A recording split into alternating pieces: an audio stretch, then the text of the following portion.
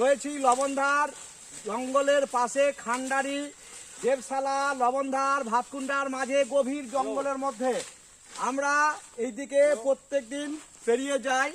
পেরিয়ে যেতে যেতে প্রত্যেক দিনই দেখতে পাচ্ছি যে কোথাও না কোথাও জঙ্গলে আগুন ধরেছে বা পুড়ে গেছে। আজকে আমরা একদম অন দ্য স্পটে, আমি আর অর্ণববাবু ফিরছিলাম, সেই সময় দেখছি যে জঙ্গলে ভালো রকম আগুন ধরে গেছে। বন দপ্তরে আমরা সঙ্গে সঙ্গে খবর দিই। এই দেখুন রেস্কিউ টিম আছে, খান্ডারি যে রেস্কিউ টিম, সেই খান্ডারি থেকে এসেছেন। ওনাদের আস্তে আস্তে 1 ঘন্টা সময় লেগে যায়, কিন্তু আমরা দুজনে মিলে অনেকখানি চেষ্টা করেছি। অর্ণববাবুর তিনি এই জঙ্গলের সঙ্গে একদম জড়িত ওতপ্রোতভাবে, তিনি নিরন্তর প্রচেষ্টা করে যান কিভাবে জঙ্গলকে রক্ষা করা যায়।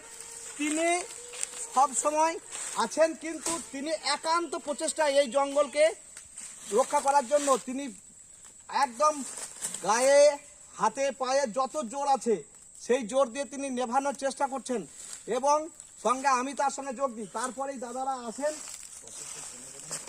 এই যে খান্ডারির যে আমাদের ওই নাম কি, সুজন মণ্ডল বাবু, তিনি টিম পাঠিয়েছেন এবং বিট অফিস থেকে। এইবার আমরা এটা নেভাতে নেভাতে প্রায় 2 কিলোমিটার ভেতরে ঢুকে গেছি।